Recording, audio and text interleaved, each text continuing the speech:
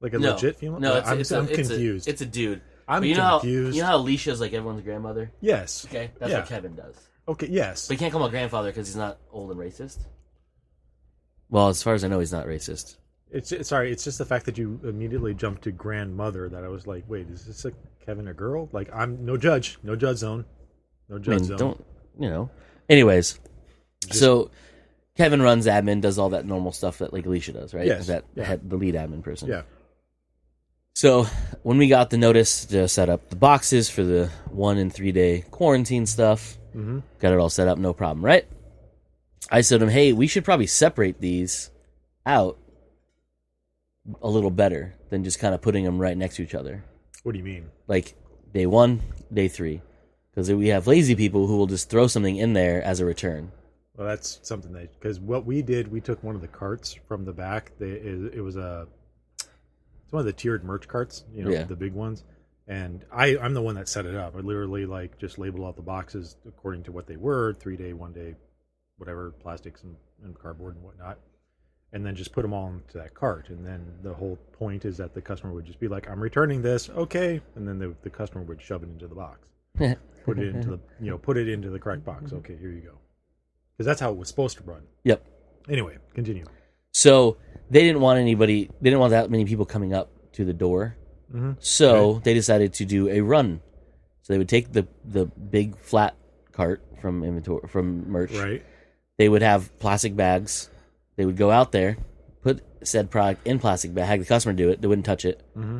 Put it in there, put it in the cart, wheel it back, and then process it in the vestibule. That seems like a lot of work. Yeah, I mean, in a way, yes.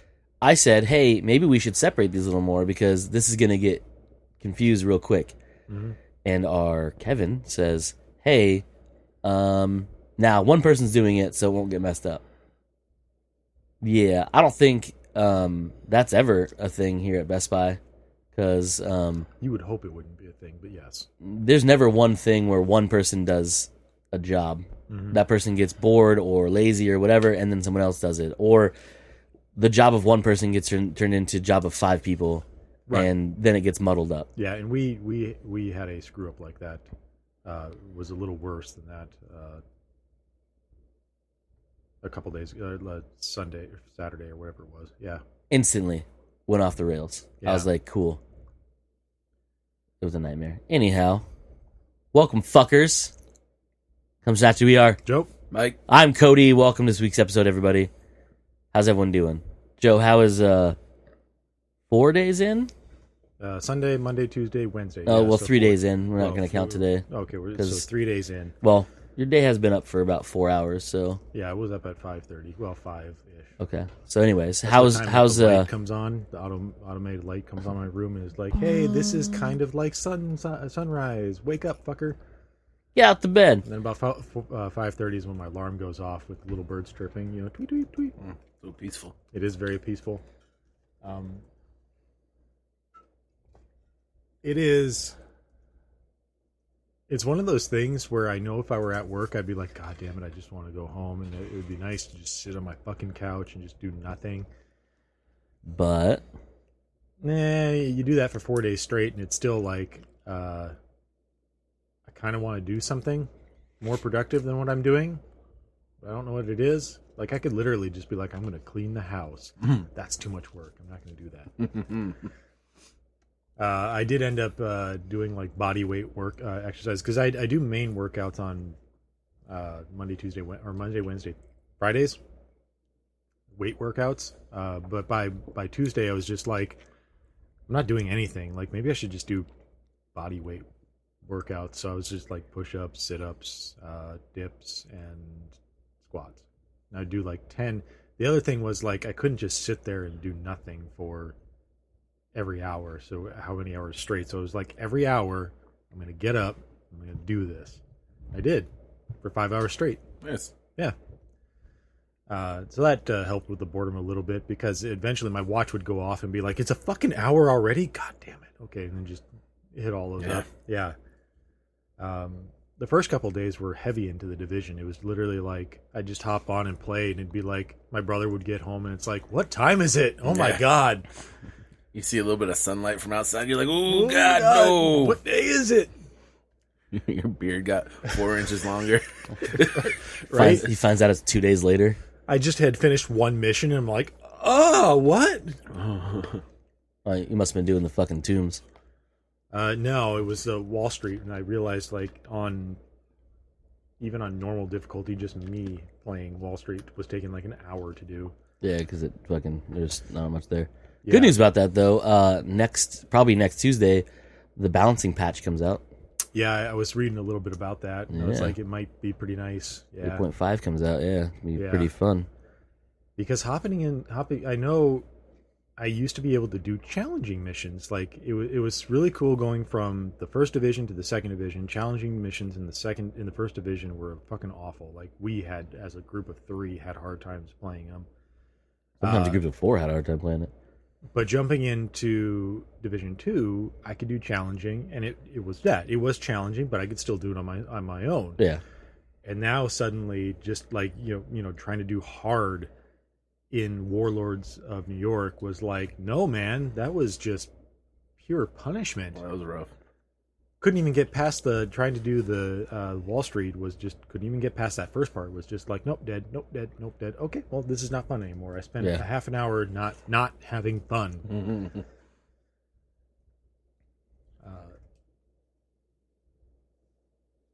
I did not play a whole lot yesterday just because I played so much on Sunday and Monday. It was just like, okay, I gotta slow the fucking down on this. It's too hard to be able to play this every single day for 5 hours straight. That's why I finished the Book of S. S, yeah. I saw that. I was like, oh, look at him. Yeah. Really weird ending to that book. Really weird beginning to that book. Yeah, it was a really weird book. How's the middle? Weird? Weird. Yeah. Super weird. It just stays on brand. I remember a lot more from, because it honestly, it's probably been 2 years since I've read that book. So I read most of the book about a year after it came out, because I bought it right away. Read a little bit of it, and it's hard for me to read physical books. I like the digital books better because they're just so much easier to read when you're in bed and whatnot. You don't have to worry about lighting and this and that because it's all backlit and blah blah blah. Having to find somewhere you can sit comfortably in order with to a actually fucking read book. it. Yeah, like a thick, heavy book, not like a comic book or something like that. It's a good, 1.5, 2 inches thick. He's got it around here somewhere. Yeah, I always thought the hardest thing to do is like hold a book and read it. It's pretty rough. And especially, I'm kind of sarcasm, huh? I'm kind of awful with the way that I. This book is what I'm talking about right here. For the people who can't see what I just handed Joe, this book is pretty thick, but it has a bunch of shit in it. Unlike a normal book that is just pages. Doesn't have a bunch of shit in it. Yeah, that is pages. So this has is that weird J.J. Abrams one? Yes, this is the weird J.J. Abrams one. So it's got pictures, it's got postcards, it's got the fucking decode wheel at the back. It's really cool and in depth and all this really cool stuff in it, and this ancillary stuff. You got the main story, and then you got the other characters that are going along with the story as well. So it's a really interesting book, and the book itself is just really weird. And it tells 3 stories in it. It essentially does tell 3 stories. So you have there's actually even a little bit more than that once you get later on. So you have the overarching book known as the Ship of Theseus, written by V.M. Straka. Yep. And that's the main story itself, about a guy who basically washes up on shore. This is like, I think around the 1800s is when it takes place, if I recall right. He washes up on this mysterious shore. It's a classic, I don't know who I am type thing. I search my pockets, and I only have this letter S in there. So that's why he gets, throughout the whole book, he's actually referred to as S. Does it stand for hope or super? River. Oh. Just kidding. You actually, so as far as I know, from what I've got through, which is a good, I think I'm at 60-something%, you never really, as far as I know, you never really find out. No, you don't. Okay. You never find out. He ends up on this ship, which I can't remember the name of, with some eccentric captain named Maelstrom. Who who's a nutter. Things get a little weird, and this is where I kind of don't remember, but kind of remember like weird bits and pieces. Like they go to an island that ends up like you don't know if the people are alive or dead that are on the ship. It's this weird kind of juxtaposition that they're in. There is something about, because if you're not aware of what the ship of Theseus is within like historical context, it's the idea of repairing a ship and how many pieces that you can replace before it's no longer the original ship, but it's its own ship itself, but it still carries its own name. That was, if I recall right, it was like a Greek philosopher named Theseus that was like that was the quandary. Like, how many pieces of a ship that can you replace before it's no longer the original ship? Anyway, you find out then that he meets this other girl. I can't remember her name in it, but she's basically a love interest of his, and they turn out to be assassins.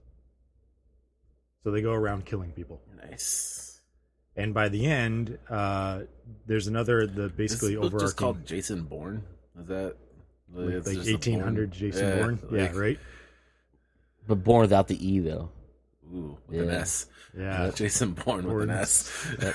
No, at the start it's just silent. Silent S. Sporn. Very much so. But there's a main villain in it. It's a guy or his family that is basically a warlord, essentially. Well, not a warlord, but a lord of war. Basically, a guy who That's just Nick Cage. Exactly, because he just manufactures weapons and sells them, and he's manufacturing to everyone essentially. So he's just a lord of war. He's just selling stuff to both sides to get money and blah blah blah. And by the end, I don't know if Cody really wants to spoil it. That's fun.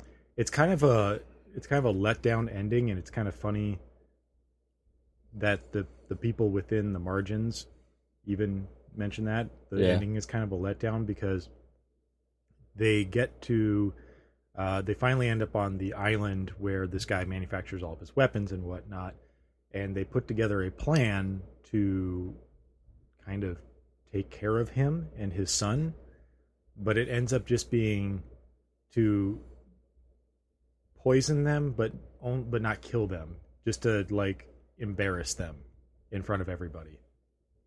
Okay. Because they put together the main bad guy and his son put together a big party, and they're like, we're gonna basically spike the wine that makes everybody shit and vomit. So a regular Tuesday night. So that was pretty much what happened, except for the little bit of condolence or whatever the word is I'm trying to look for, is that they do allude to the son being killed. He's up on stage. He wasn't supposed to drink this weird black wine that they're serving. And it ends up being the wine that's spiked with the, shit poison, essentially. And he gets up there. He's supposed to make a speech. Halfway through the speech, he's like, fuck this, I can do better. Just doing freehand. And he's like, you're all shitbirds. You're all shitbirds. You're all shitbirds, but you buy from us. So we kind of like you fucking shitbirds. Seems like an upstanding kid. And the rest of the chapter follows the main character as he's going down in the cellar after hearing most of this shit-tastic speech, and then you just hear a gunshot, and then nothing else from the kid. And the book kind of ends there. Nice. With the two main characters getting off the island. They just row off the island, back to the ship, and they're like, okay. That was it. So that's the main story of the that's the story of the ship of Theseus. You then have the margin story, which is actually weird way to put it, but that's exactly what it is. I should say so you have the margin story. Yep. And there's actually two layers of the margin story. You have two characters coming together that both like this author, and one of them going through it first in pencil. Making his own ideas about what the book means, what the author means by certain phrases, subtext and things like that. Like something that a real book nerd would fucking do. Like, in this, this is an allegory for, hope, type thing. Right it back. So good. But then he's going back through because he's a nerd. He loves reading this book again and again and again, which it is a library book, which is pretty cool because it does have the stamps on the back. It's on the spine too, right? Right, Nice. but it has the actual Dewey Decimal System. decimal markers on the book spine, which I love too because it's slightly peeled off. Like that's how it is. Yeah. It's just to make it look worn in. So that you have a first pass of him in pencil, just doing his nerd stuff, and then you have another pass in, I believe it's like an orange and a green pen. One of them is a male character, the male character. I don't remember his name. And one is a female character who also likes the book and has been checking it out when he checks it back in. And they basically started correspondence within the margins of the book.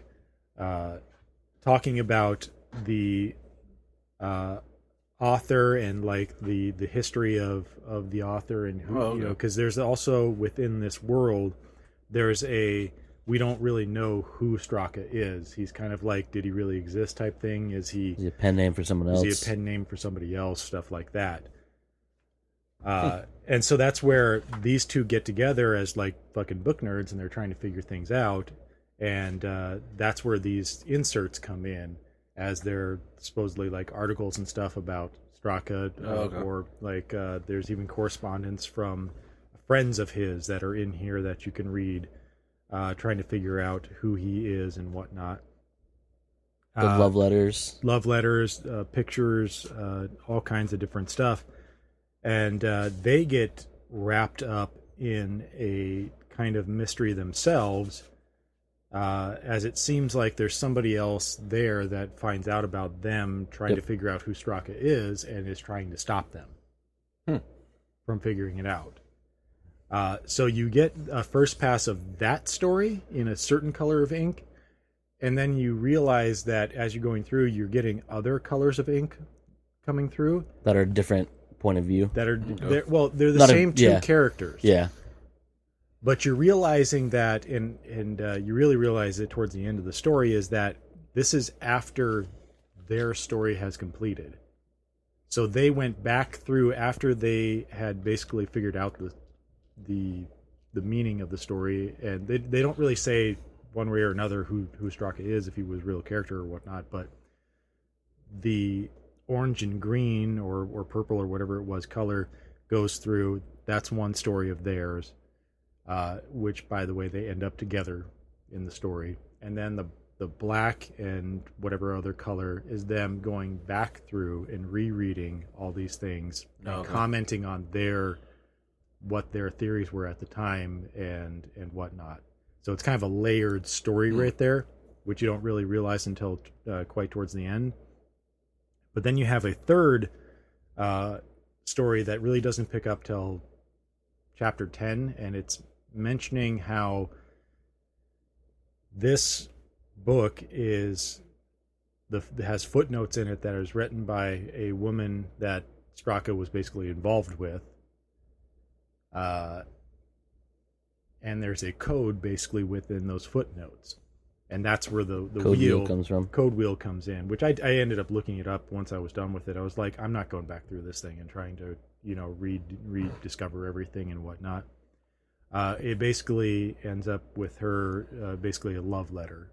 So once you figure out the code, it's a love sentence, I should say, from her to Straka, saying that she's always loved him and whatnot. So it's a very in-depth fucking book, and that's why it was so kind of intimidating to get into. You don't know how to read it or what order it is. Yeah, exactly. Yeah. And you have to keep track of the stuff that's in the pages because they fall into one of the three storylines in that placement. Yeah. Okay. So you go through and you find a postcard and you're like, well, this makes no sense because it's not to do with this. And then like later on, you're reading them like one of the versions of the margins, and it talks about this postcard was a picture of where Straka wrote the book or whatever it was, realizing it had nothing to do with where the story of Ship of Theseus was at. It's their story, and it's fucking.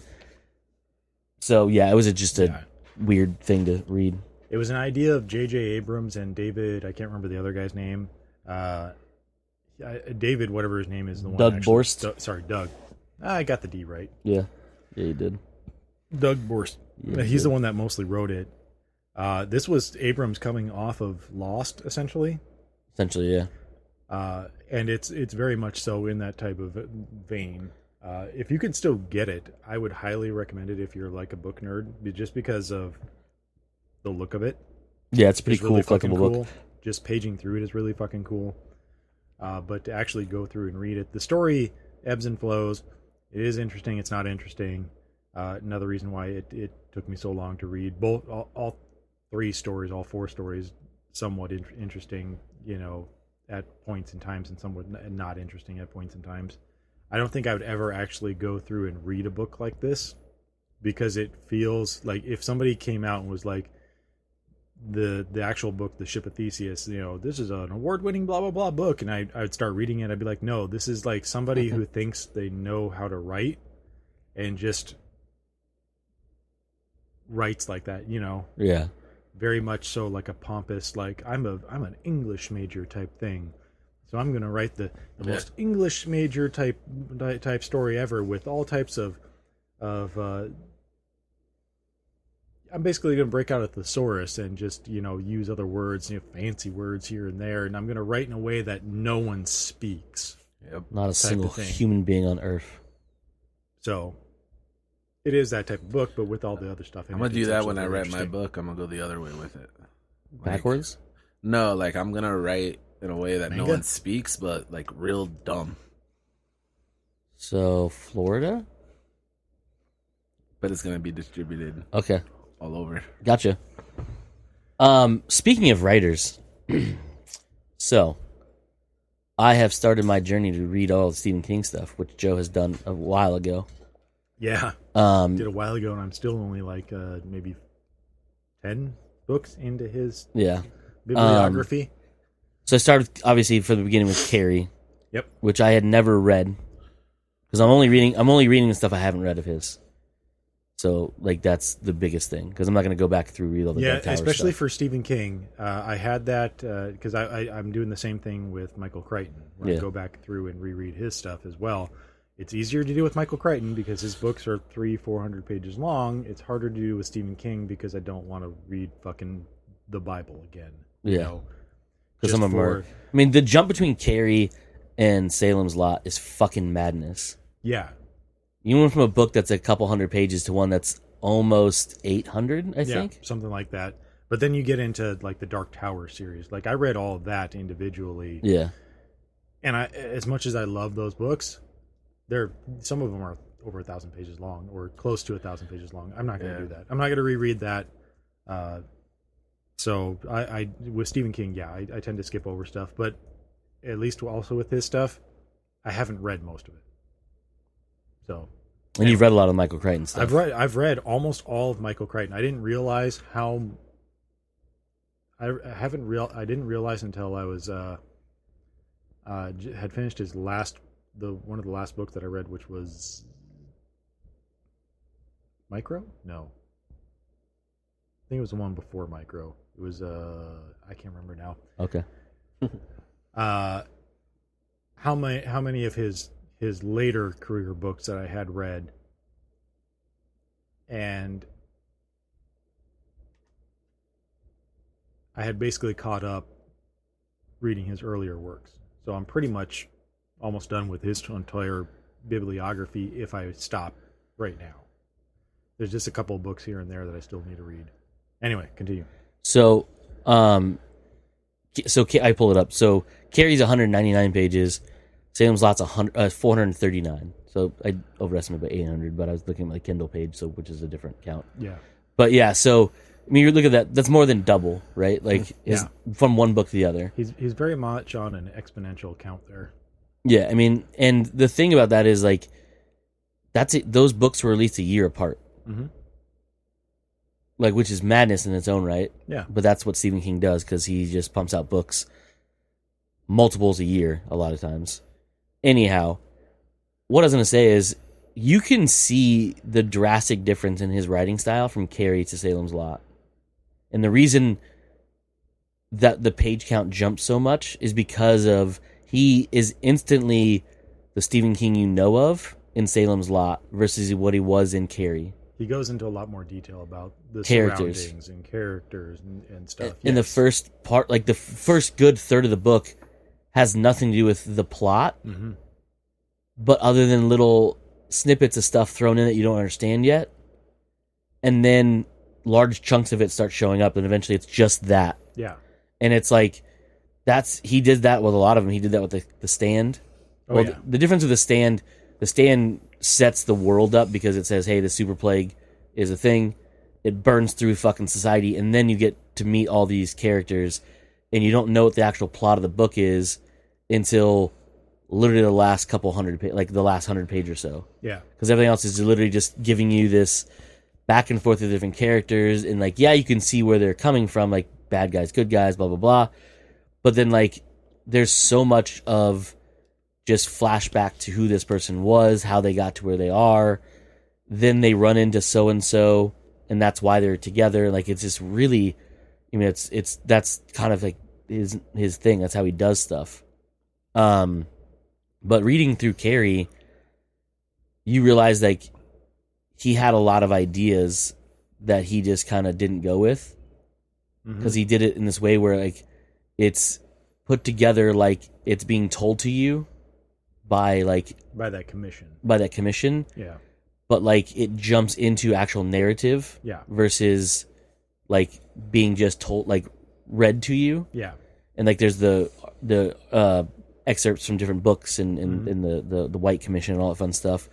But it's like it's so jumbled in a way, but like makes sense. I'm not saying jumbled in a bad way, just jumbled up to tell you this story. But it's weird how like I don't think of any of his other books where you jump narrative from one character to the other, where it's just right next to each other. Like you go from Sue Snell right to Carrie, right to Sue Snell, so you're hearing her inner thoughts. But then I realized once you get to the end, you find out why. It's because Carrie is literally pushing her thoughts into other people's heads. Mm-hmm. And then you realize, because halfway through the book, you're like, wow, people just treat Carrie like shit. Yeah. Then you find out that it's actually Carrie that's doing it, because she's putting negative thoughts into people without even knowing she's doing it. Except for her mother. Her mother's a fucking batshit lunatic. What? Yo, Jesus Christ, yeah. Like, right, like, you, like, and you, the way that they're writing it is it makes you think that her mother has somewhat of that, not as much of a TK to her, like, she can't move shit, like that whole mental ability, but it's like, it's stuck in her own brain. So, like, it's really bizarre. But yeah, by the time you get to the end of the book, you realize that Carrie is what drove all those people to treat Carrie like complete utter shit. Because unwillingly, she's putting like this weird virtual target on her back that people just gravitate to. And I was like, holy shit, the movie didn't even come close to explaining this. No. You just think she's this fucking like naive, bullied girl, which in a way she is, but also it's just ramped up, and people get this weird like after effect of like they can't figure out why they were mean to her, and they're like, I don't even remember being mean to her. And then like once the whole like the base of this book, where her menstruation starts and she goes full bore nutty, then they start like, oh, like why did we ever pick on her from the beginning? But then they're like this weird, like every time they see her, this hate boils up in them, and it's like, Jesus Christ, this is fucking insane. Yeah. And you get to the end, you're like, holy shit, like, who's bad in this? Who's not good, or who is good in this? Like, not a whole lot. You know, it's by like the end of that book, there wasn't a whole lot of people that were actually really good in it. And the fact that she destroys the town, 93% of that fucking town. She literally lights it was basically the main, because it's a small town. It's basically the main gas station. Just basically lights that thing up, and it just ignites most of the town on fire. Yeah, and then she's like, I could do better than this. There's a gas main. I could take that out. Yeah. And it literally blows up and takes a whole city block with it. And she's literally just walking down the street doing this, too. Yeah. Like, she's just, like, I was like, this is wild. Yeah. Like, so crazy. And it's so funny that, like, the first, I would say probably 40 pages or so is really diving deep on the religious stuff. Mm-hmm. And it's not that it goes away, but like it is like really heavy. And then you get to the part where she's like realizing her powers, and that shit goes right out the window. Mm-hmm. And she's like, nah, like I'm not the devil. I'm nothing like this. I'm special, and I'm gonna treat these people. And she's like, you find out Carrie's the fucking villain, Mm-hmm. and you're like, what? Does she know she's doing Oh, that? she does. By the end, she basically realizes Yeah. what she's doing. Yes. Well, But but still like not- early on though. Early on, she doesn't- because it sounds like she's just like this abused girl from her mom, putting negative thoughts out and like receiving them because she's scared, when she goes, so when she's about halfway through, she doesn't realize she's doing the negative thoughts thing. She never really figures that out. Okay.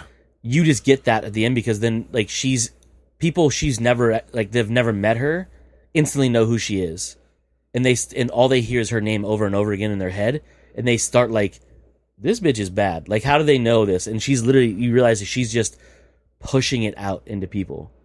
But then halfway through the book, she realizes she has physical powers where she can move shit, and she starts practicing and flexing that muscle, as she says. Mm-hmm. So she starts lifting objects, moving around the room, lifting her bed with her on it, and getting better at that because she's going to use that to make people pay. And you're like, oh, this is the development of a supervillain, right? The difference is she doesn't know her. She doesn't know her own power, so she thinks she's just going to teach these people who've been bullying her a lesson, when really she's actually ramping them up even more.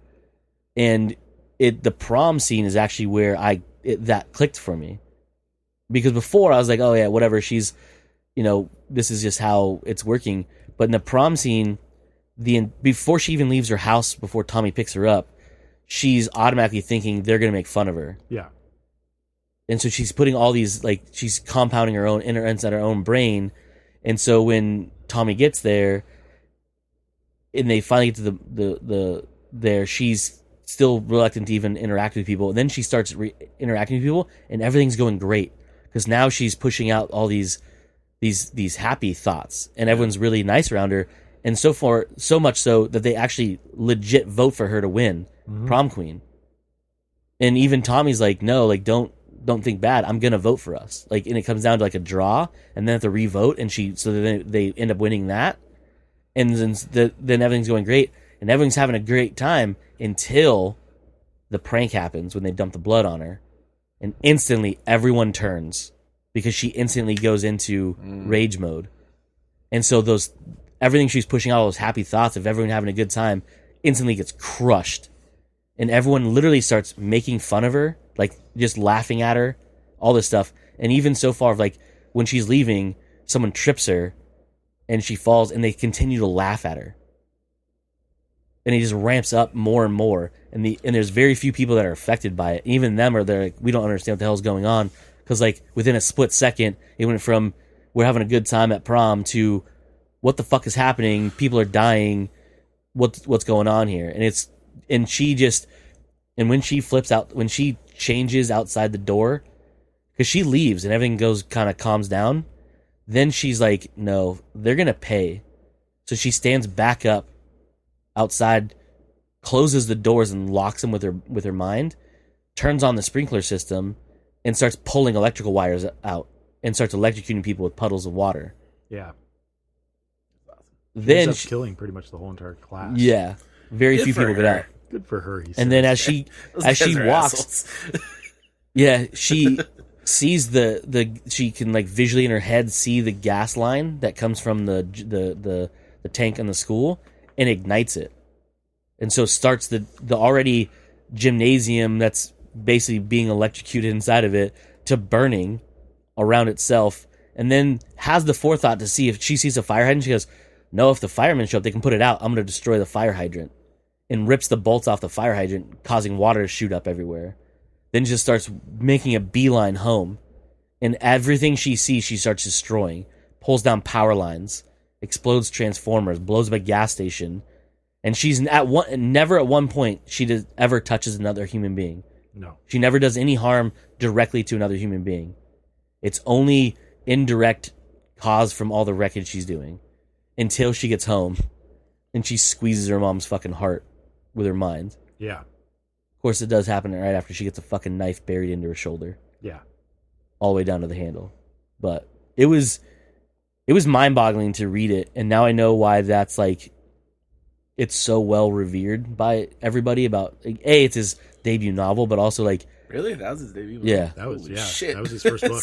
yeah, and it's crazy because like Do you imagine how like, because he obviously had like put out more shit, but like a normal human being Yeah. to debut with that, like, Right? what are the chances you're gonna beat that quality of well, that's not the- only one, I've never seen the movie, I've never read the books, obviously, but But it's I in know the the lexicon. story. Yeah. I know people love the story. I know people love the movies.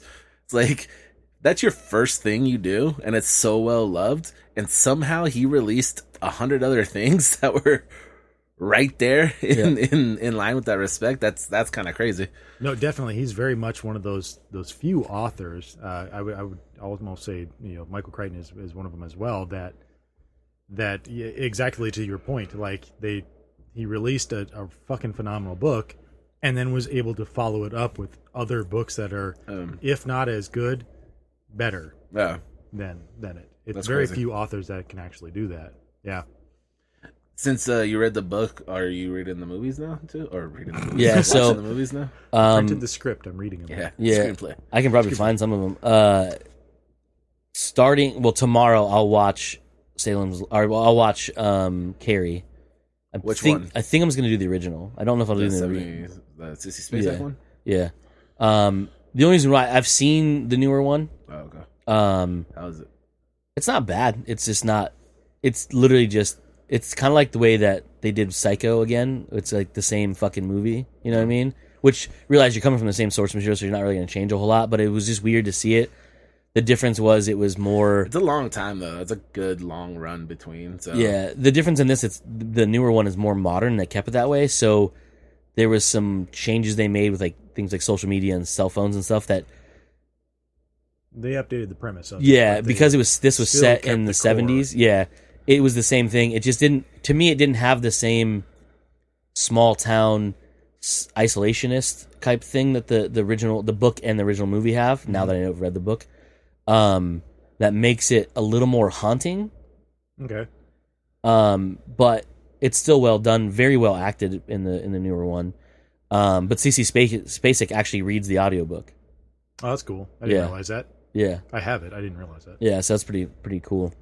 And I guess I don't know when this happened, but apparently a lot of his earlier books, Stephen King does an intro on them. So he did an intro on Carrie, and he did an intro on Salem's Lot.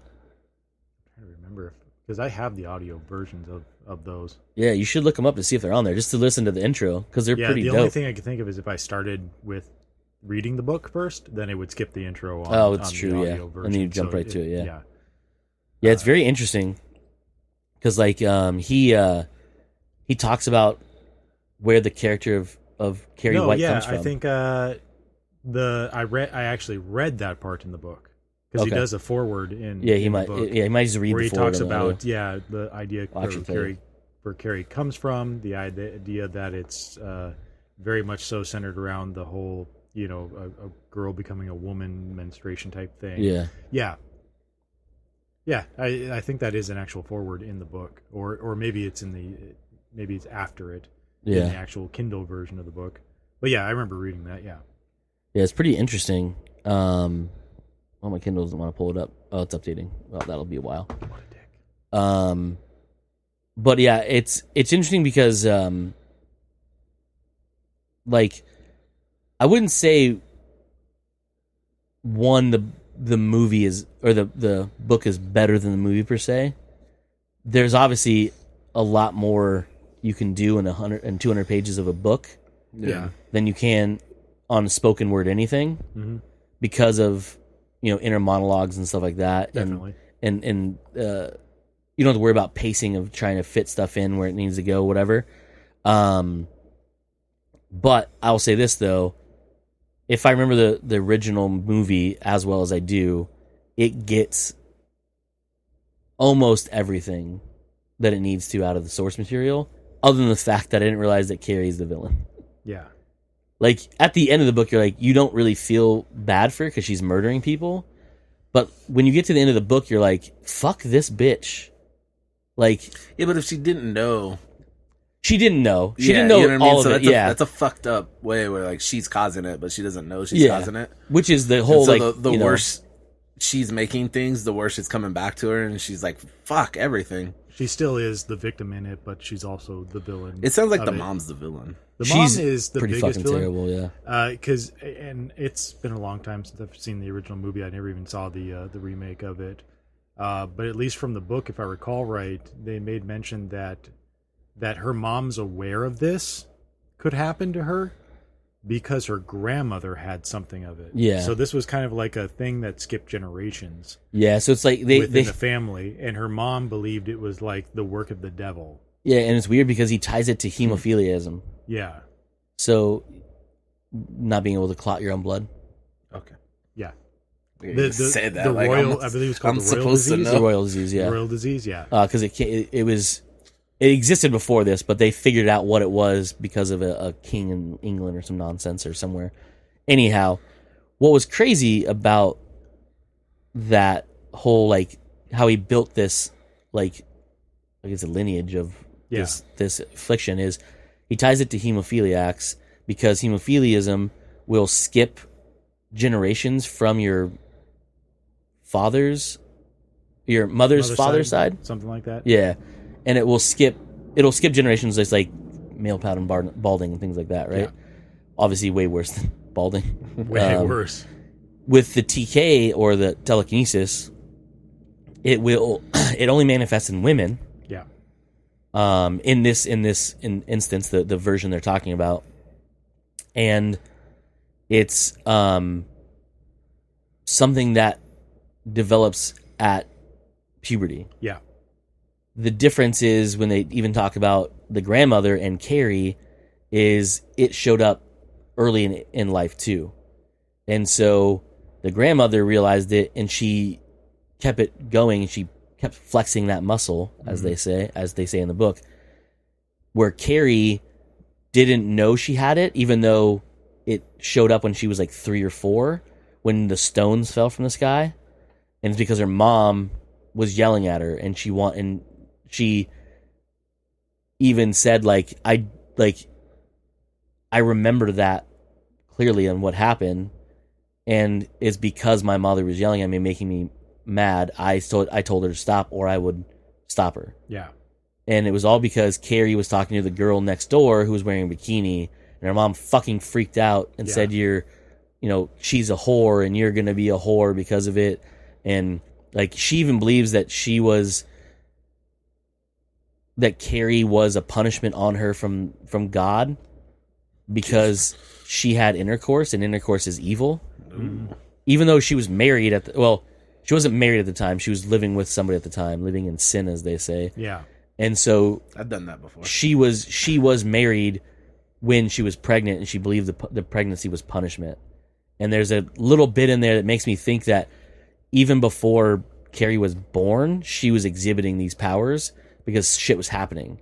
And one of the things was when she was just born, her dad died of a mysterious accident at a construction site.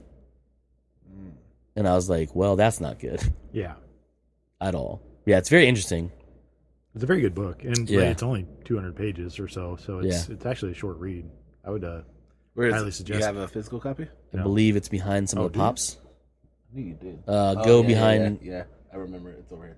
Go We'll behind get it later. Shredder. Get it later. Steal it from you. I think because Salem's Lot's up there too. I believe. Salem's Lot's right there. It's I right can see there. it. Oh, Carrie might be over there then. I know Yeah. they were next to each other. But yeah, I can see it. I Yeah. can't see it. So. it was interesting just because I didn't expect to see Stephen King, the writer I know of from his more modern books. In his very first. Yeah, Yeah. because you get to The Stand, which is his third book, which is fucking crazy to think about also, because that thing's everyone thinks of one of two books when they think Stephen King, and one's The Stand and the other was It. Which is literally because of what we're going through has literally entered the lexicon to the point of where King has had to go on Twitter and be like, no, guys, this is not the Stand. Yeah. We are not. This is not the same type of virus. We're not going through that yet. Yeah, that thing. Yeah, the super flu in that Captain Trips or whatever you want to call it. Was a disease brought through a temporal hole in space and time from another dimension. That could be this. You don't know.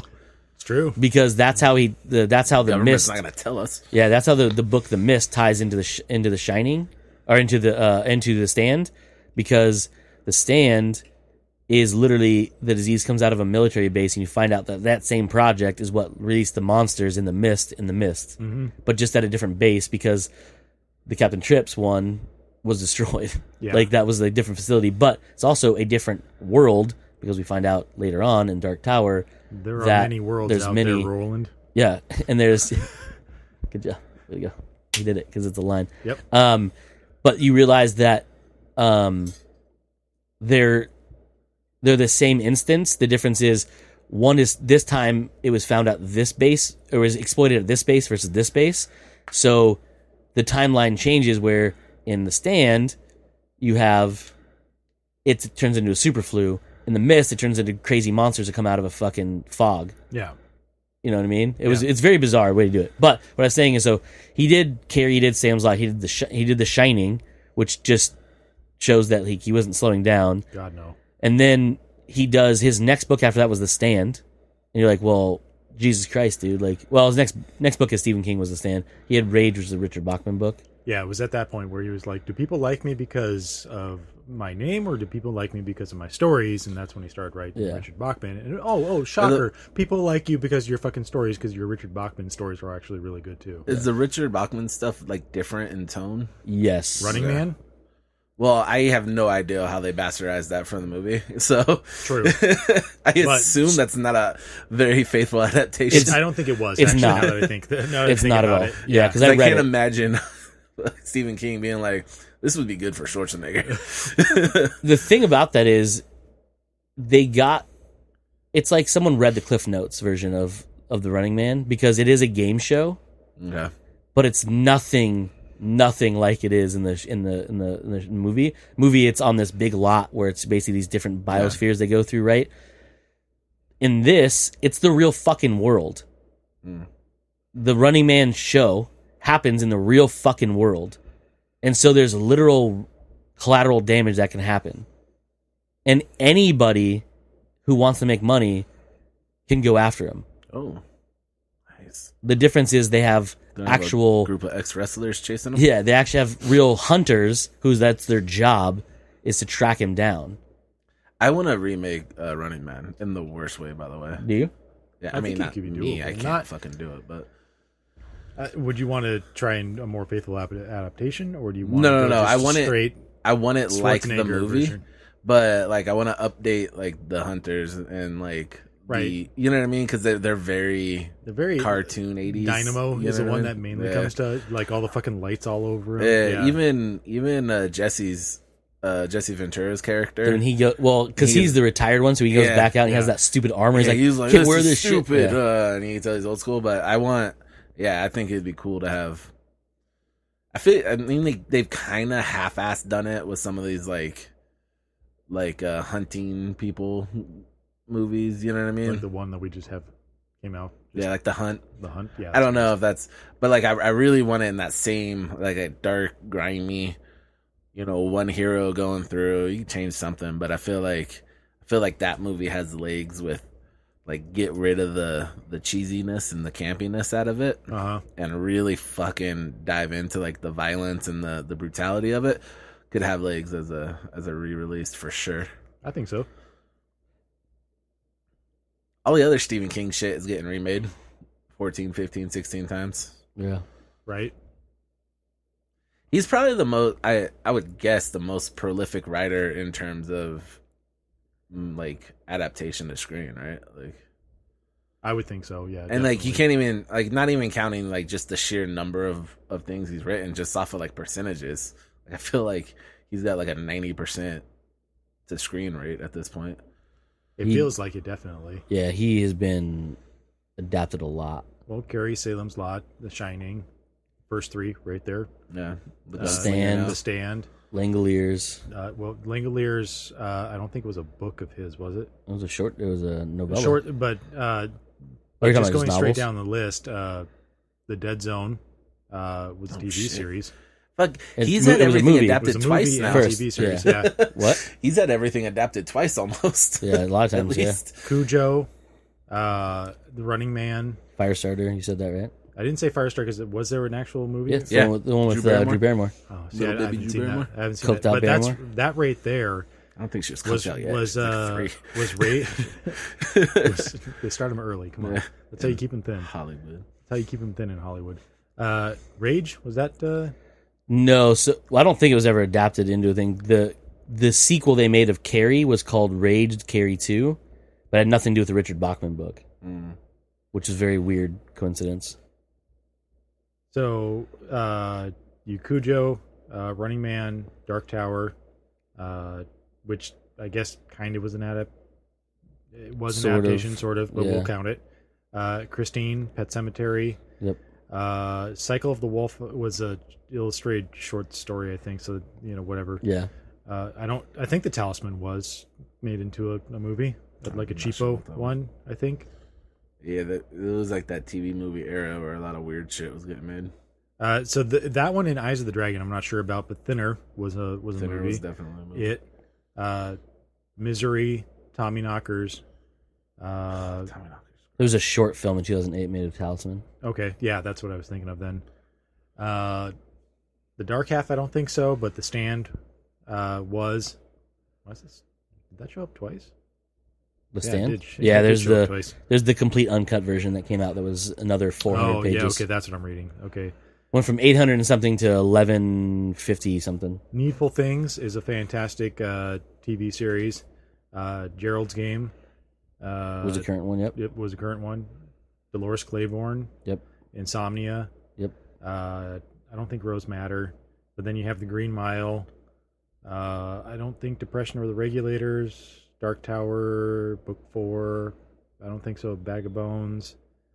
The Girl Who Loved Tom Gordon. No. Is about to be, actually. Is about to be. Okay. Dreamcatcher. Yes, I think that one was. Yep. That's the one That's with Morgan Freeman, right?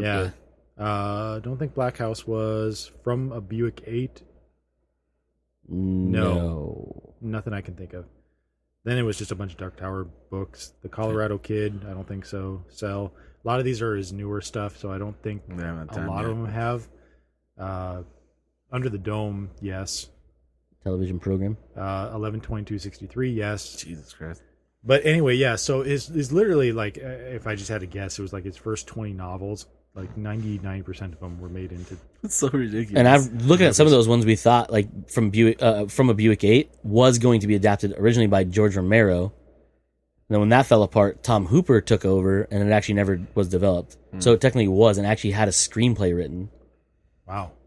But like just going through that list, Like they're I'm straight- like, I know that one came out. I know that one came out. I know that one came out. You know, there wasn't like, oh, I don't know about that one. It was like most of them were like, yep, seen it. Yeah, seen it. Currently on. There's little spurts here and there where no, but then you really do jump back into Dr. Sleep. Yep, Mr. Mercedes, TV show. Yeah. I don't think Revival or Finders Keepers or End of Watch. No, those ones are, because that's the show that's Mr. Mercedes on Audience Network. Mr. Mercedes, yes, but Revival, Finders Keepers, and End of Finders Watch? Keepers and End of Watch are Mr. Mercedes. Mr. Mercedes. It's Okay, the so sequels, they're all and they in were there. adapted into season 2 and 3. I guess it does say the second novel in the Bill Hodges Yeah, trilogy. Bill Hodge is what they use. They just use the name Mr. Mercedes as the first one. Outsiders, obviously, a TV show on HBO. Elevation and Institute are the last two that are listed here. So yeah, a And good. the Institute's actually being worked on right now, I believe. Yeah. Like super pre-production. And he did, like you said, Green Mile. I didn't even realize he did Green Shawshank Mile. Redemption. Shawshank Is Redemption. one like, and Shawshank is like, That wasn't if you in the go book, outside that and was you just a ask, story of his. It was it was a novella in one of the collections, yeah. if you ask like 100 people outside, well, you don't talk to 100 people right now. But if you go outside and you Through talk the to 100 fucking internet, people, man. Come on. and you I wouldn't want you to ask stand 6 them, feet within. what's the best movie of all time? Like the majority, like the biggest answer you're gonna get is Shawshank. Like Oh yeah. like people kind of just default to that one because it's like you clearly can't fuck with it. Mhm. 'Cause there's no real flaws in it. and then to realize like, oh yeah, Stephen King. Stephen King wrote it, the novella for that. Yeah, It's so ridiculous. I know when it came out, I didn't see it, but when it came out on like the VHS or whatever it was at the time, and it hit TV, I remember watching it and going, "Wow, that's a really good movie." In the younger voice version of me, Yeah. you know, and then to find out later that was actually a Stephen King property, it's like, what the fuck? So ridiculous. And the Green Mile, I'm sure I heard, but like when you said that, I was like, holy fuck. Yeah. It's weird. It's one of those weird ones. But then you think about it though, you're like, yeah, I could see that. It has that type it's of, got like, like weird supernaturalness mysteriousness to it. Yeah. That was the first time watching the Green Mile whenever it like came out. I was like, I don't know who this fucking white guy playing this crazy dude is, but I like him as an actor. It was Sam Rockwell. I was like, I was gonna say Tom Hanks. no, when Sam Rockwell was playing the maniac that actually ended up doing all the bad shit. I was like, Spoiler alert. fuck him. I was like, oh man, this dude's awesome. Then I was like, oh yeah, everyone already knows. Yeah. Like, Yeah. everyone knows he's great. So I just picked his collections, right? So Night Shift, for example. Of that one. Mate. So just of that Michael collection Keaton of books, movie? right? Or a collection of short stories, which there's 1, 2, 3, 4, 5, 6, 7, 8, 9, 10, 11, 12, 13, 14, 15, 16, 17, 18, 19, 20 stories in that collection, right? Of those ones, Children of the Corn, Cat's Eyes, Maximum Overdrive, Graveyard Shift, Lawnmower Man, and Mangler were all feature film adaptations. Then you had Sometimes They Come Back, Trucks, Battleground, and the Children of the Corn sci-fi production were then made into television adaptations. So, just I in one loved collection Maximum alone. Overdrive so much when I was a kid. Yeah. It was like one of my favorite movies. It's one of those weird ones I would just like. I would wake up before everyone else in the house would, and I'd watch either that or Ace Ventura, like Yeah. It's really weird. 100 dichotomy. times. Yeah. Then we go to his first collection of novellas, which is called Different Seasons, which includes a little thing called At Pupil, Oh shit, The Body. that movie's fucked up. That movie is fucked up. So The Body is Stand By Me. That Will Wheaton movie. The Shawshank Redemption was in that one. It's called Rita Hayworth and Shawshank Redemption. That was the novella. And The Body, which is Stand By Me, like I said, At Pupil, and The Breathing Method, which is being written into, or coming into one, I think, later this year, called The Breathing Method, being adapted. So that's another one where, like, majority of it's fucking Remember done. that scene in That Pupil where who was it was Ian McKellen, right? Ian McKellen, So, yeah. yeah. When he puts the Nazi thing back on for the first time, and he Uh-huh. slowly starts doing like the march, and then like he gets really fucking good at it again, and he starts hitting the fucking Hitler's real hard. I was like, oh god, Right? I was like, that was one of the scariest things I seen when I was a kid. I was like, I don't like this movie at all. Right? You mean Kellen, calm down. Yeah, and then, like, Skeleton Crew, another one of his collections, has The Mist in it. It has one of them was created into Creepshow 2, which is The Raft. One was into Tales from the Dark Side, which is The Word Processor of Gods. One was a Twilight Zone episode called Grandma, or Grandmama. There was obviously The Mist was done into a movie as well as a TV show. So that, I mean, that's just like so many of them, dude. Like, it's ridiculous. Like, and that's just his first 3 sets of collections as well. Not of all the It's books. funny we went too through. because they're all coming back around and they're redoing all of them. And, now. and they're redoing some of. They're actually, like, Andy Machetti's set to do The Jaunt, which is one of the other ones from Skeleton Crew. That's a newer one that's in there. Like, it's ridiculous how just weirdly, let's make this into a thing. Like, Langoliers is from 4 Past Midnight. That was made into a miniseries. Because didn't he get to a point where people started buying, like studios started buying his properties before his shit came out? Yeah. Yeah. They were like, we want to option this. He's like, I haven't written it yet. He's Well, like, the reason so many of them were made, like, adapted into it, is because he would sell the rights for $1. Yeah. No. And so, because he just wanted to see what other people would do with it, which obviously bit him in the ass a couple times, because you have things like The Shining, which he wasn't a big fan of.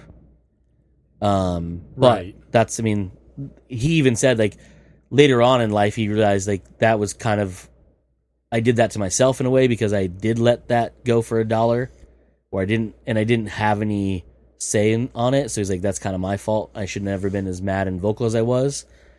Also, he said that because he sank a bunch of money into his own remake of it and it wasn't as well received as he was hoping it was going to be. Mm-hmm. That's the other thing with movies, though, is your cast. It's like you can have the greatest material in the world to work with, but I mean, this is that guy from Wings versus Jack Nicholson. Like, Yeah. Jack Nicholson's gonna fucking. Was he in that one? Yeah, I think he's the main guy, right? I played, talking about the guy from Wings? Yeah. Not no, he, so- no, He's he in was the TV one. He Yeah. was or no, never mind. I'm thinking of somebody else from Needful Things. Who was it in Needful Things? He's the same guy who played the coach in Remember the Titans, I think. No, Coach. no, Coach. not Remember the Titans. The other football one, Friday Night Lights. The early edition guy. Yeah, early edition guy. No, you're right. It is him. Yeah, I just don't remember his name. Needful Things has Ed Harris, Max Van Snowden, Bonnie, whatever that person's last name is, Badella. I couldn't see it. He played the sheriff. Steven Weber is who I was talking about. Yeah, Steven Weber's from Wings. So he is the guy from. Yeah, Wings. he played John in The Shining, the TV one. Okay. Interesting that he's been in multiple Stephen King adaptations. I mean, he's a and- decent actor. He's a good actor, but it's like But he doesn't have the clout of Yeah. a Jack Nicholson. Yeah, Yes. because like obviously the first time I saw The Shining, I didn't know it was a Stephen King book. Well, It was Ed just Harris it's a plays scary movie with Pangborn Jack in Nicholson. Needful Things.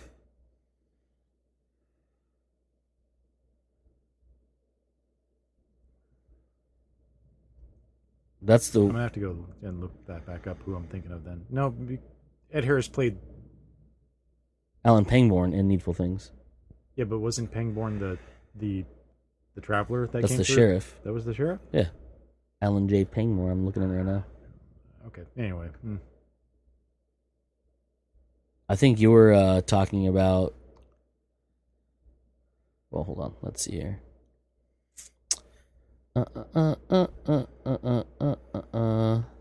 Scott Glenn, right? Was the one that played him in Castle Rock.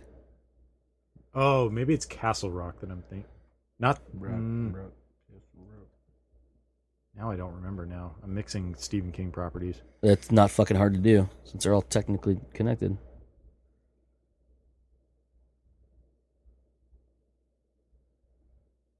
Scott Glenn played Styx in Daredevil. If that's what you're also thinking of. Oh yeah, it was awesome.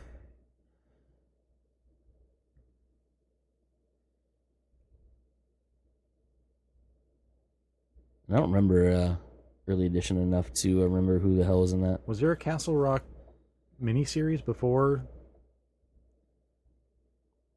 I don't think so. It was Castle Rock, the husband program, the newer one. I can figure this out later. I Yep. can't remember which one. Like I said, I might be even just completely jumbling up my Like I said, not fucking hard to do. no This my shit. Stephen King stuff. His shit.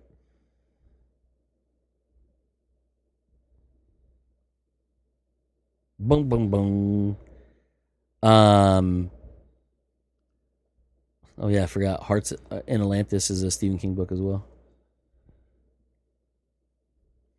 What's the most un-Stephen King like book that Stephen King's written, in your opinion?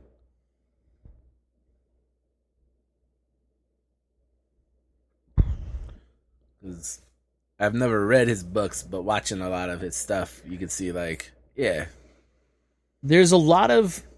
It's hard to say because Stephen King. A lot of people label him as just horror, but it's not just that. Like he does a lot of random shit in a lot of his stuff too. Because he, well, spits out so much content that it gets kind of all over the place. But like, his Richard Bachman stuff, because it was written in a different voice, is drastically different because it never really has to do with supernatural stuff like his other stuff does, or like weird things and weird happenings. I guess you could say 11, 22, 63 is technically supernatural stuff because of the whole Time travel? time travel. Yeah, and- that would be definitely supernatural. So- That would be more than natural. Yes. Yeah, I was gonna say like, but no one has powers in it. You know what I mean? I mean, the power to travel through time because you know where to time travel. Yes. I Yeah, would but say. they don't have the power. He can't just snap his fingers and time travel. You know what I mean? No. He just knows of a place that he can use to time travel. Not very effectively because it only goes on the same fucking day of the same year. So we head out. What are you reading next, and what are you most looking forward to with your Stephen King journey? And So when do you think you'll be done? well, I'm skipping the Richard Bachman stuff because that's gonna be a different read through. Okay. Just because I want to read all the Stephen King stuff. I started doing that as well because it started to get way too much. Yeah, it's just a lot in there. So the next one after that I haven't read, so after Salem's Lot will be The Dead Zone, because I've read The Shining and I've read The Stand, both versions of it. You gonna do like a quick refresher on them, like a Cliff Notes read through? No, because I know those ones pretty goddamn well. So it'll be The Dead Zone, Firestarter, and Cujo will be the next three. Ooh. Yeah. Is there one down the road you're looking forward to the most? Probably the one I'm most looking forward to is going to be Pet Cemetery, because it's one of the early ones and one I didn't read. I have read, like the Cliff Notes version, you could say, but that's about it. But yeah, so I'll do. Well, I don't know. I mean, I'm gonna try to read all of the Stephen King stuff. Then I want to go back and read all the Richard Bachman stuff that I haven't read because I've only read 2 of them. And then I want to go back and read the stuff he did with like Peter Straub, the Houseman, and the Black House, right? That's what it's called. Sounds right. Yeah. The only thing I'm not too sure what I'm going to do yet is, do I intersperse the collections within the novels, or do I do those separately? Because if I do that, then technically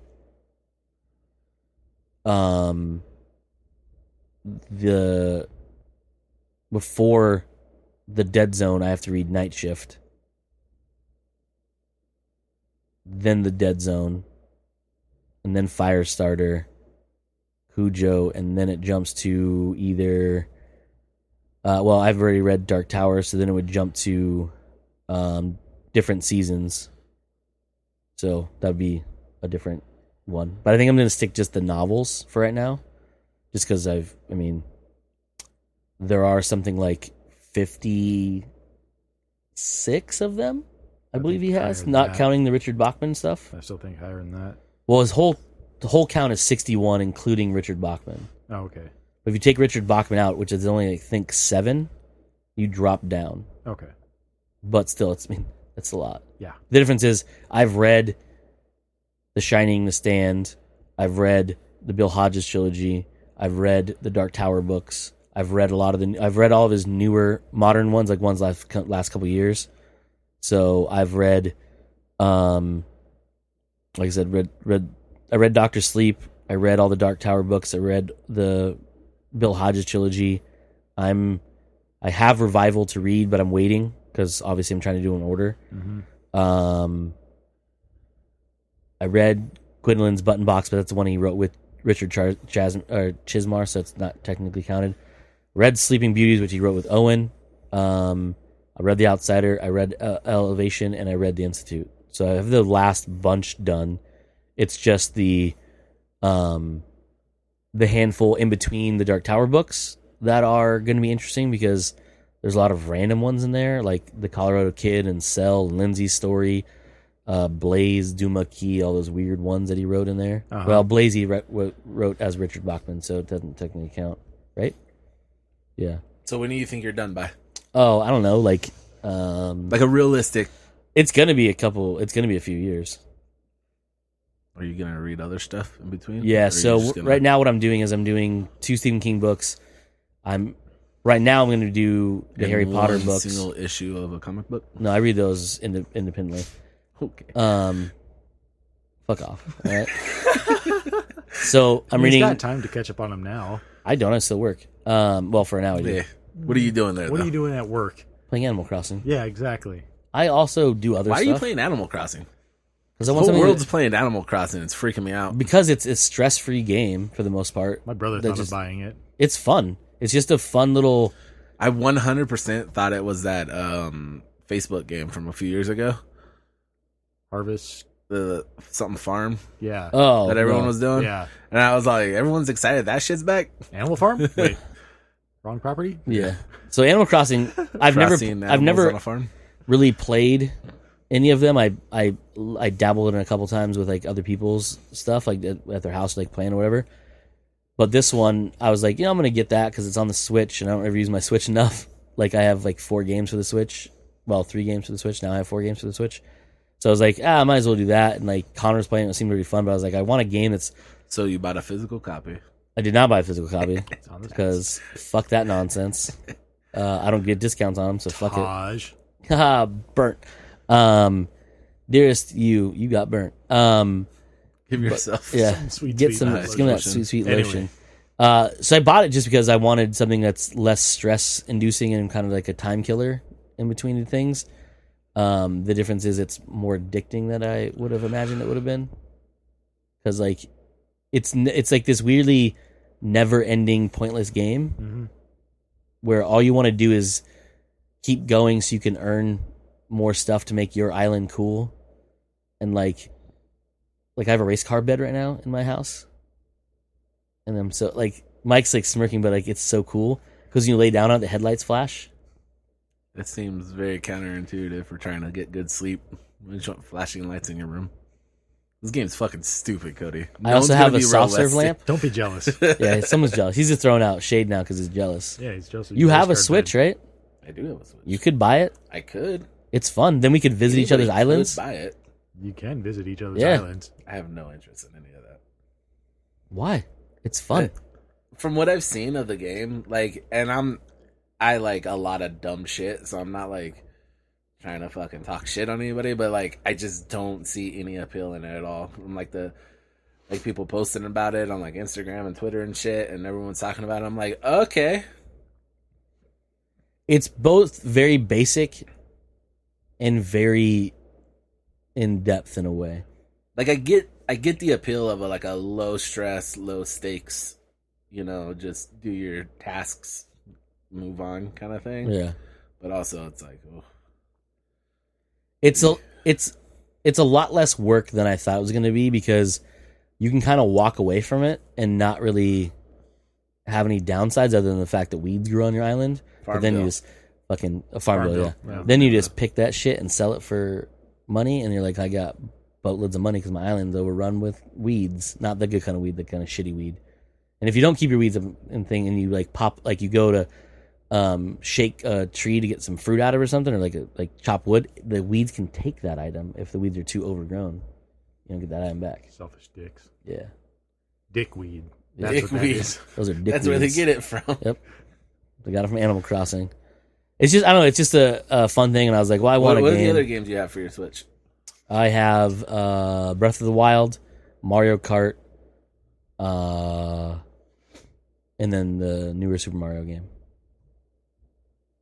I have Mario Kart and the newer Pokemon game. Did you buy a Sword or Shield? Was that the one you bought, or you bought the other one? I bought Sword or Shield Okay. when it came out. And I was like, because I'd never played an actual Pokemon game before. Yeah. And I was like, I wonder what it's like. And I played it. I was like, I get what it's like. And I haven't really played it yet. Yeah. It's one of those things, though, you get past, at least this one, I don't know how the other ones are. You get past the first couple, like, gyms, and then it's like, oh, now you have to grind. yeah. Now you have to grind. I'm like, I don't have the energy. They for this tease right you a little bit. You're like, oh, this feels good. And then, like, work, you're like, oh, come on. Come on. But, yeah, like, with Animal Crossing, like, the thing is, like, there's gambling involved in it in a weird way because, like, the whole thing is on this one, because on this one, you're on an island versus just in a village. You can travel to a mystery island. The mystery island is configured randomly by the game to have different attributes. You can find bugs and artifacts and go fishing and things like that, right? But then you have the one in a million you're going to find is the money island. Because apparently there's a money island where you can go there and all the trees are money trees and you shake them and bags of money fell out called bells. And if you find that, it's like super awesome because it doesn't take up inventory. So you can also get wood from said trees because you can never go back to the same island. Every time you leave, it's gone forever. So then it reconfigures a different way. So if you get one of these there's two different money trees or money islands you can get. One has physical money on it. The other one is filled with tarantulas. Because tarantulas sell for $8,000, 8,000 bells each. Oh. And you can, if you dump all of your stuff and you only have just your net, you can carry 29 of them. But the problem is your net's going to break eventually, which then means you have to make sure you have enough. So you have to have a good net, be able to catch them all. It's a nightmare. But they sell for $8,000 each. You're selling the game. Yeah. I'm really interested now. Yeah.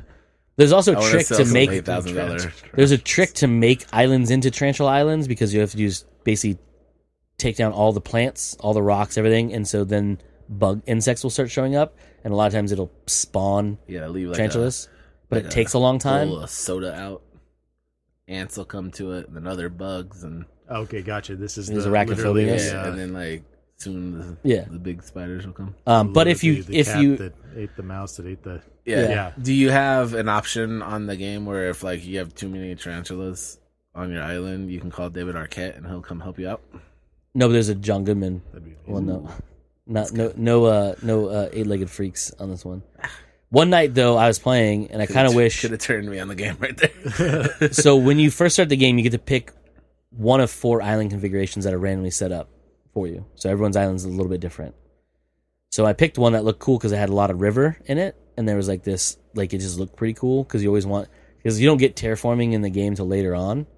So I can't really change my island the way I want, but it had a lot of cool stuff, so I could pick that one. One night it's raining, and last Friday it was raining in the game for some reason for like many hours in a row. Because it goes by real time, by the way. I should say that. Weird. So if you play right now, it's daytime, and it goes in time. So if you play for 6 hours and it goes from being daylight to nighttime, the game will progress with you. It's really crazy.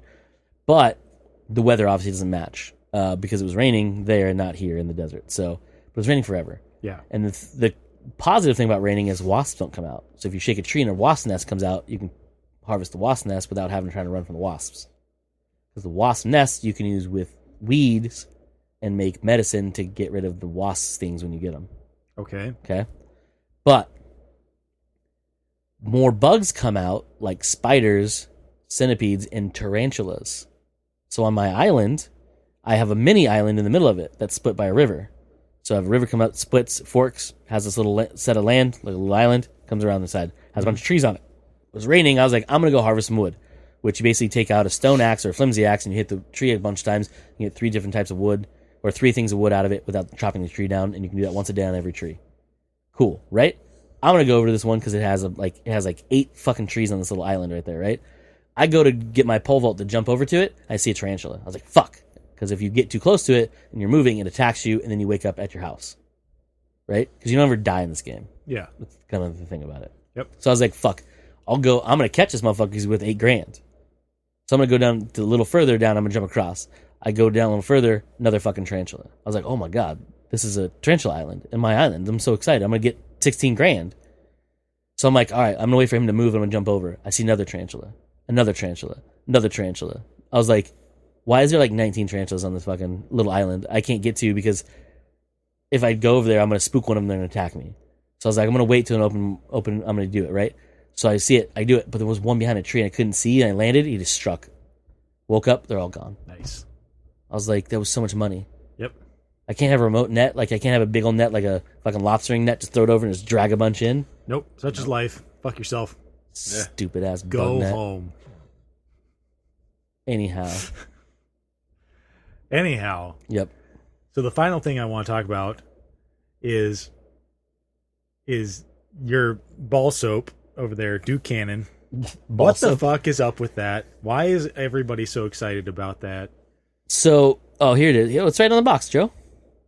There you go. What does it say? I didn't read the box. So in the early days of the American frontier, rugged pioneers indulged with a daily buffalo streak and a pull of whiskey, not a $12 Cosmo and a plate of bruschetta.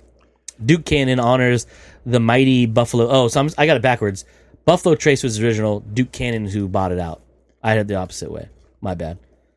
So Duke Cannon honors the mighty Buffalo and the independent spirit of the pioneers who followed them by partnering with Buffalo Trace Distillery, who makes the bourbon or the whiskey, to add this premium Kentucky straight bourbon whiskey to this soap. Stand strong, shower strong. Okay, Boom. so I read that, but to me that's just marketing Gotcha. gobbledygook. Yeah, That's just like I am man. I use man soap because it smells manly. And it's like, yes. Okay, but that's just marketing gobbledygook to me.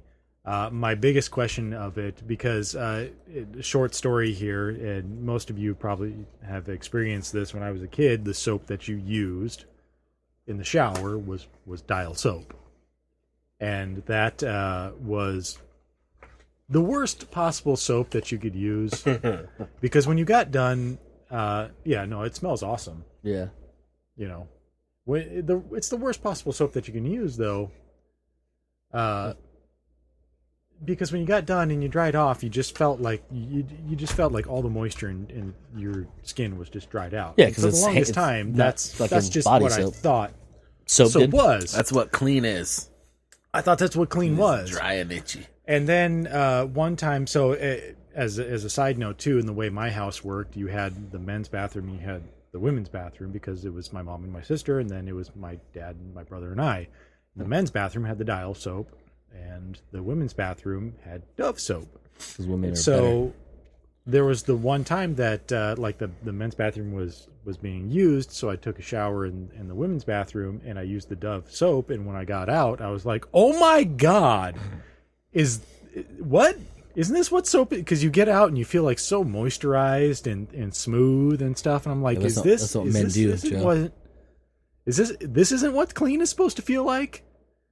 And so, nowadays, I've used mostly the Dove Men's Plus stuff because it has the same type of feeling to it. I'm not too much of a fan of the smell of it because it is more of a springtime floral, type of smell. They do have more sport smells to them. But I've always liked more of the bourbon oak type thing, but I've never been able to find a soap, and I don't like soap bars too.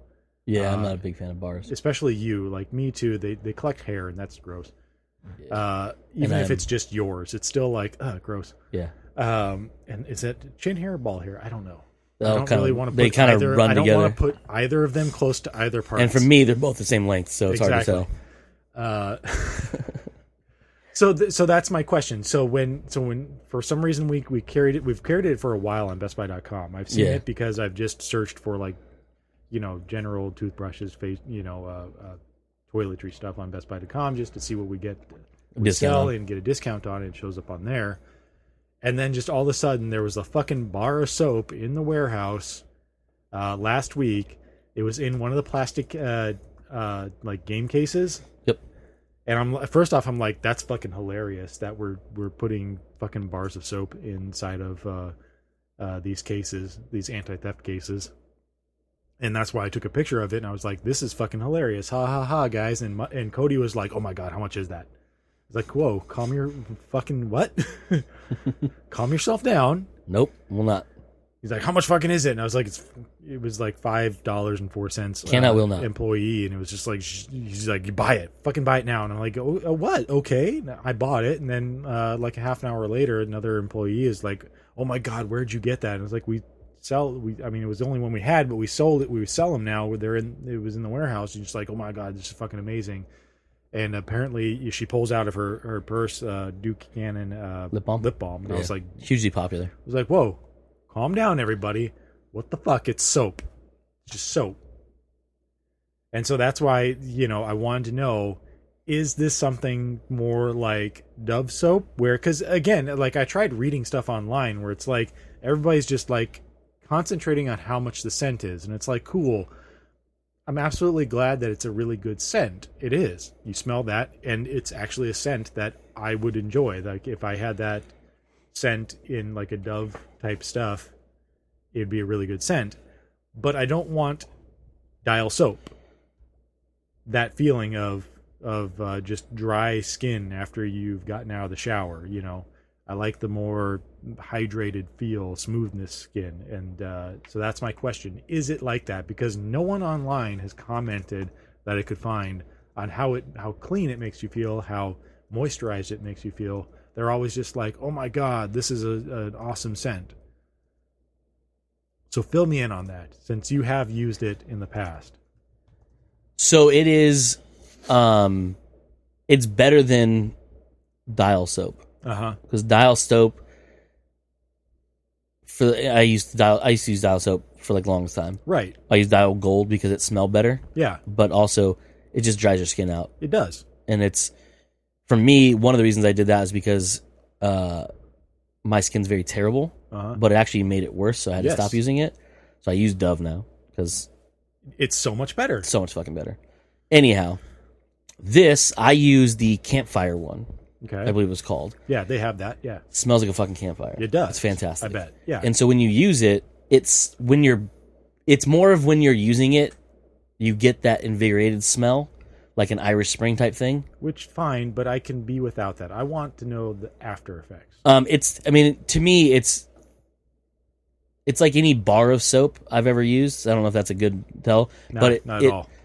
It was closer to Dove bar of soap than it was Dial bar of soap. Yeah, that's what I want to know. On a scale of Dial to Dove, where does that fall? This one falls closer to Dove. Okay. To me, in the past that I've used it. But it's, the thing about it is, like, I'm a big fan of showers, like being in a shower. Oh, I am too. Yeah. Oh, really? Yeah, I like That's showers. what's cool about you? Yeah, I like showers. You like showers? Yeah. That's crazy. I'm great. not a big bath person because I don't like stewing in Cody soup. You know what I mean? I can do baths. I don't. I mean, I just can't do. Anyways. But I can't do them. I'm But so fucking tall. I can't do baths. Yeah, I mean, unless you have a fucking Ginormous pool. bathtub. Yeah. The thing about these ones is, to me, you start using it in the shower and the whole fucking bathroom smells of that smell, and it's just delightful. You know what I mean? Yeah, no, it's I like got a manly that. way of not having candles around, I guess you could say. Which they sell candles now. I know. I saw that on Amazon. I pulled it up. I was like, Ducan's got to have a store on Amazon, right? They do. They do, yeah. So much They don't stuff sell on all that. of their products, though. They sell so much of it on They do here. sell a lot of it on there. Anyhow, but it's just like this smell. But the soap, it does, to me, if I remember correctly, it's been a little while, it did make my skin feel better than like a Dial does. Okay. I don't like bars of soap. I don't either. But they do shower. They do have a couple. Yeah, I was trying to see what Amazon had. We just don't sell them. Amazon, I believe, has all the fragrances. But the one Daphne was, I was looking up for the one Daphne was asking you about, the blue one, which is the navel scent. Yes. And apparently that's supposed to smell navy-ish. I don't know what that actually means. I really didn't look into a lot of the scents in them, mostly because you go to their website and it's just page after page after page of bar soap smells. I was like, I'm not really big into the bar soaps. I'm more into the shower gels, I guess you would call it. So has a refreshing ocean scent. I'd be okay with trying it. I just don't. I'm always the type of person of like, well, now I've bought this soap and now I have to use it until it's done. Oh, they have deodorant too? Yeah, they have deodorant too. Oh my god, they have so much more stuff than I thought they did. Face wash, shaving stuff. Mike, they have Duke Cannon News Anchor Thick Hair Wash. That's their 2-in-1 shampoo and conditioner that's for their men. shampoo. Yeah, News Anchor, man. Yep, thick hair. Really weird. Anyway, so that was my question. Is it worth it on a scale of Dial to Dove? Dial to Dove.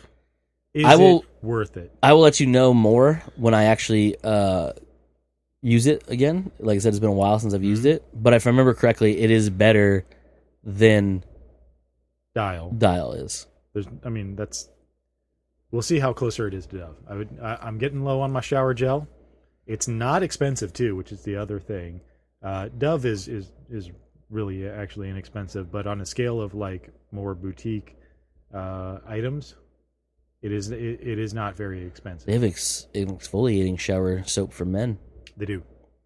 It's also called Thick, so that'll help me. That's the shower gel. Yeah. Yeah. There should be. I thought there was another one they had was an all-in-one. Not that I ever use an all-in-one because I have way too much hair just in general. I would get confused on what's being washed and what's not. Like, you know how like a lot of brands now will have, you can use it in your hair and your body. It's like body wash never thing. trust that stuff. Yeah, I don't know either. I don't trust that stuff. But I thought it had something like that too. Maybe I think they have. or maybe I'm thinking of 2-in-1. No. They don't have something like that as far as I'm aware. No. Maybe it's just the 2-in-1 hair shampoo conditioner then. Yeah. Anyway. Yeah, I'd be totally down to try the body wash too. It's not. It doesn't have the bourbon smell, but I guess no. I'll But they pick have it up. the oak something or other. Oh, they have old barrel. This is a 3-pack. What are Old these Barrel ones? or something? Oh, the 3-pack of the different scents. Yeah, what are these? What are these smells? There's a blue one, a white one that looks a lot like, and then a green one, which is disturbing. Did it tell me what flavors they are? It should. I didn't look at those ones. Anyway, we're good. We're good, I would say. Oh yeah, Jesus Christ! I legit forgot we were actually recording still. Yes. No. Anyhow, that's it for this week's episode, everybody. Comes at you, we are Joe. Mike. I am Cody, and as usual, you fuckers just came naturally. Wash your hands. Wash everything. Wash everything.